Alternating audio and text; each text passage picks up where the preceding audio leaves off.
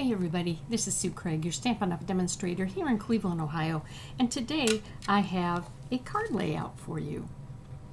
It's quick and easy. You use Designer Series paper. One piece of 6x6 Designer Series paper can make 2 cards. I have the measurements right here. You can take a screenshot or it will be on my blog or in the bottom of this video. So let me show you what we're going to need. First thing we're going to need is a card base. It can be either 5.5 by 8.5 scored at 4 1/4, or it can be 4 1/4 by 11 scored at 5.5, and that's what I have here. The next piece is just like our Melon Mambo piece. I have Mossy Meadow. This piece is 3 3/4 by 5 inches.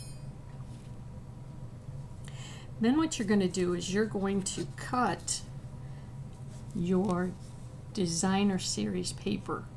And your Designer Series paper is going to be cut at 2 inches by 6 inches. And once you have that 2 inches, you're going to cut the 2-inch pieces into a 2-inch piece, a 1.5-inch piece, and a 1-inch piece. And I haven't lined these up. There we go, that's better. You're also going to need another piece of Designer Series paper, and this is cut at 1 inch by 4 3/4. So if you look at it, the piece that I've just cut, this is actually 3 inches for the 2 sections. So you could do another card from the bottom part of your 6x6 paper because you've only used half of it. The next thing you're going to need is a piece of cardstock, and I call this the sentiment piece.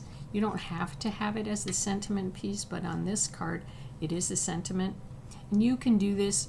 I did it at 1 inch by 4 3/4, but you could do it at 3/4 of an inch if you wanted it a narrower piece for your card. What I liked about this is that depending on the paper that you use, it gives you a different look. I also liked that you could turn this.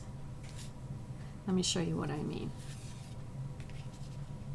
We're going to start to glue it together, and once you have it cut, like I said, it's quite easy to put together.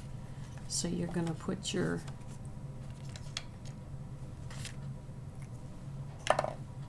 first piece,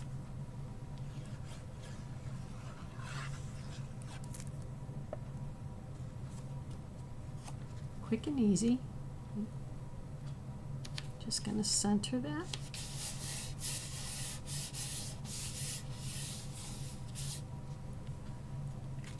Now I'm going to turn it while I'm making it so you don't get too confused.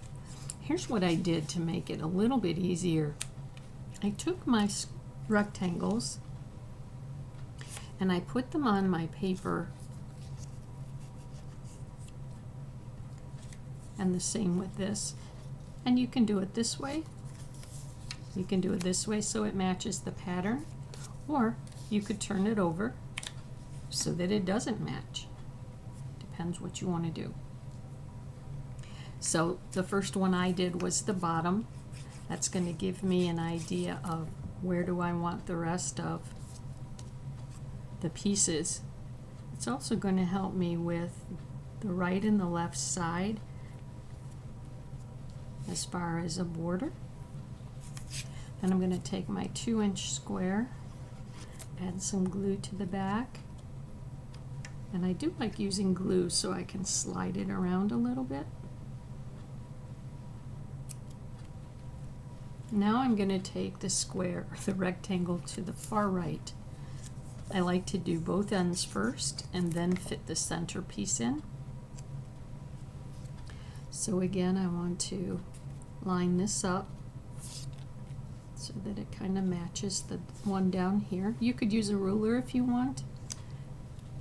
I kind of like to just eyeball it instead. Next one. put the center one in, and this one you're just going to center it between the two pieces that you have here. Okay.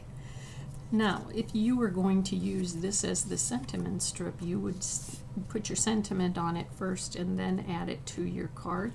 What I'm going to do is add something different for my sentiment, but I still want this because it's going to link the top with the bottom of the card. So let's put this on here. Now, what I want to do is I'm going to turn this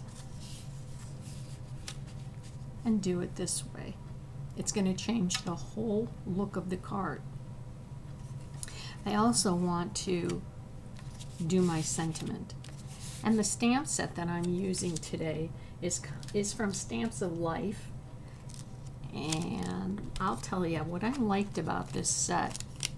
It's called Healing Thoughts to Stamp. All of the sentiments here are all about getting well. And I have a ministry for a hospital, and I make cards for them. So using get well sentiments is really important for me, and I found this whole set is totally just get well. What I also liked is there were 2 round sentiments that I could use, and I've not seen this in other stamp sets before, so I was pretty excited when I saw this set online. So we're going to use Misty Moonlight and the smaller of the 2 circles.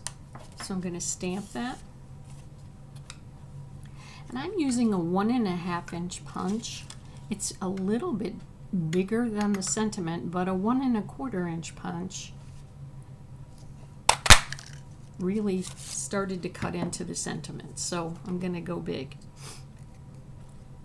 So now what I'm going to do is look at my sentiment and see where do I want to put it on this card. I could do it here. I could do it down here. I think I like it on the blue, kind of right there. And I also like to pop these up, so I'm going to put a few dimensionals on the back.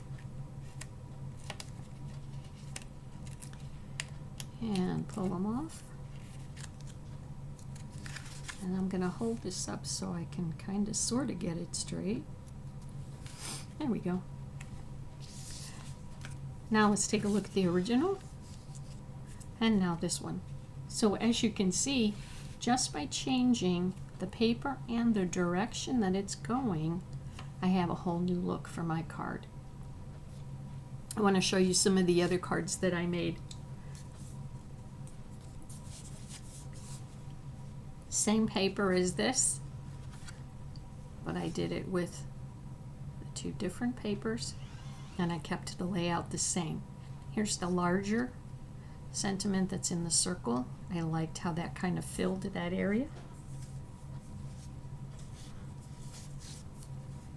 Now when you change the paper, take a look at that. This is the Thoughtful Journey paper.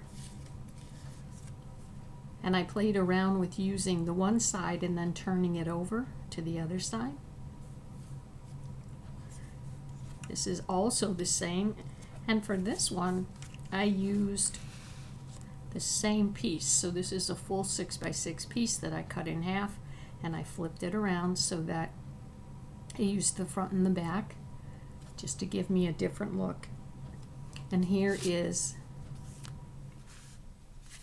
one more.